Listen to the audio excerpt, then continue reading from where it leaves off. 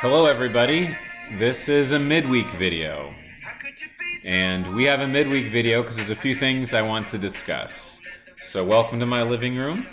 About an hour before my kids get home, I've seen off the message boards that several of you have kids right now. Not all of you, but several of you do. That's my life too. I got a couple middle schoolers coming home at 3 o'clock, which is here in about an hour. And I've got to pick up a grade schooler, and so you take these little pocket moments and you got to make a video. Well, let me just touch base with some of you guys.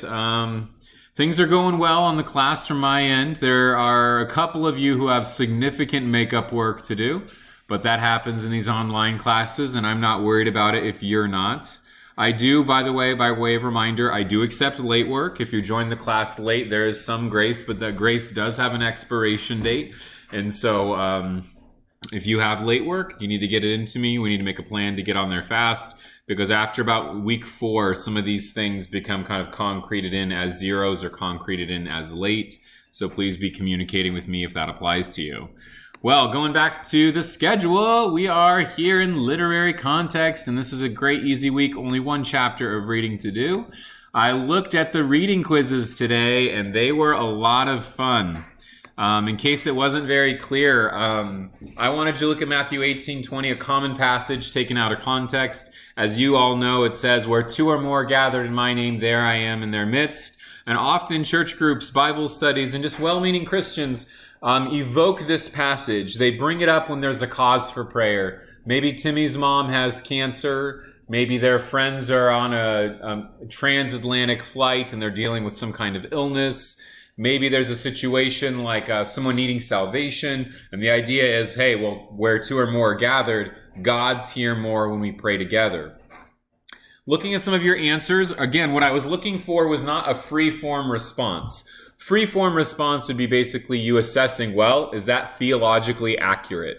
That when more people pray, there's more power. And certainly you could think of biblical examples. You could think of the church in Acts praying for something.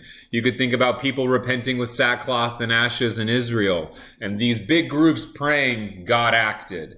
But there was also significant examples of one person praying, like Elijah, who stood down the prophets of Baal and fire falls from the heavens. So you would have a hard time claiming from the Bible that there's more impact when more people pray, in my opinion. But the question was according to Matthew 18:20. Now, what a lot of you noticed was that Matthew 18 deals with forgiveness, the parable of the lost sheep. After our passage, the parable of the unforgiving servant, which begins with Peter asking, "How often shall I forgive my brother who sins against me?" Right? Matthew 18 deals with forgiveness and confrontation of sin. And so it even says in the context right before 18:20 that the 2 or more are gathered are the witnesses confronting sin. So Matthew 18:20 has very little to do with prayer. I would say it has nothing to do with prayer. It is in the context of confronting sin and following Jesus' guidelines for confrontation that he says, where those 2 or more are gathered in context, confronting sin, there I am in your midst. It's a promise that Jesus will back us up when we love people enough to confront sin in their life. Someone will say, but doesn't Matthew 18:19 talk about binding and loosing and these things that we ask for? Yes, but the things that we ask for, the binding and loosing, are decisions we make about sin in the lives of believers. It is not just about prayer in general. So what I was looking for was the skills of you using context to address this, that you could speak into Matthew 18 very clearly. This is not, in fact, about prayer. But okay, let's dive into the discussion this week. I asked you guys on the discussion thread about Psalm 139. And does life begin at conception, according to this passage right here, use literary context to analyze? And so bringing up the passage, this is Psalm 139 in the ESV. You can use whatever translation you like. We read that you formed my inward parts. You knitted me together in my mother's womb. My frame was not hidden from you. Your eyes saw my unformed substance. And of course, in your book were written, every one of them, the days that were formed, the days that were formed for me when as yet there were none of them. So all of this is said in this psalm, and I read your guys' posts, and they were good. They were good. People brought in context. People made a lot out of my days were known before they came to be. So therefore, life begins in the womb. Or God knew me before I existed. Therefore, life begins in the womb. And again, I'm not addressing when life begins. I'm addressing people who use this psalm to say that. I hope you notice the difference. I'm not teaching you pro-life, and I'm not teaching you that it's pro-choice. I'm saying a real-life situation is people use this passage to say life begins in the womb. But this is a literary context assignment. And so I'm asking a couple of questions. Number one, do you think, following the interpretive journey, that David wrote this psalm 3,000 years ago? Sorry, maybe 3,000. Yeah, no, 3,000 is a good guess. 3,000 years ago in a pasture somewhere. Do you think David wrote this psalm to suggest when life begins? Because we believe in author-intended meaning, right? We do the interpretive journey, we go back to their town. So what I need to understand is what David was thinking. So was David trying to tell us when life begins, do you think? What's the whole point of the psalm anyway? What's the main message? Because another part of literary context, don't forget this, is that literary context is not just before and after, it's also genre. So what is a psalm? Am I reading David's journal entry? Am I reading a song David wrote for worship? Am I reading just a poem kind of thing? What am I reading right now? And this has a big bearing on the meaning of the passage, because let's just say, for instance, what if I'm reading David's journal entry, which is inspired by God, but what is David really trying to say? I saw some of you saw this. David is talking about how God knows me. And he knows me. You've searched me and know me. You know these things. You know these things. You know where I am. I can't get away from you. And your knowledge of me is so intense, it goes all the way back, right? And your knowledge of me even goes into the future. You've known me, you've known me, you've known me. But here's my question. Let me take one specific poetic device. Intricately woven. Were you intricately woven? Let me ask this question this way. Instead of using the Bible's direct quote, let me just ask, did God crochet you?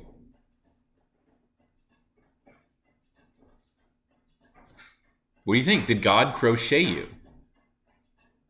Intricately woven. I mean, what other verb? Did he sew you? S-E-W? Did he sew you? Did he? Because the psalm says he did, but if you think, well, no, I wasn't actually woven, this is a metaphoric language, then what do I make of the rest of the psalm? Is the general idea that just God knows me deeply, and he used a metaphor to suggest that?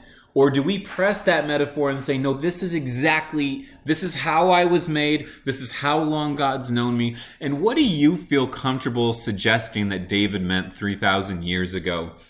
Sitting in a sheep pasture. Perhaps he grew up watching his mom weave clothes, make shirts, make tunics, and he thought, you know how they make those loops and loops and loops and loops, and it makes this whole long piece of fabric that makes a clothes. That's how God knows me. He knows all my loops. But does that mean that David used that metaphor to suggest deep knowledge? Does that mean I today can take that and say, the Bible says life begins at conception? Think about it. Use literary context. What's the main idea of Psalm 139? What did David mean? And would you say that we have been crocheted? How comfortable are you with pressing on metaphoric imagery in a psalm of all places? Now, we all believe that this is God's truth. And we know that there are other passages that deal with, pro-life passages. This happens to be one of the main ones, but there are certainly others. And so how do you feel about all this?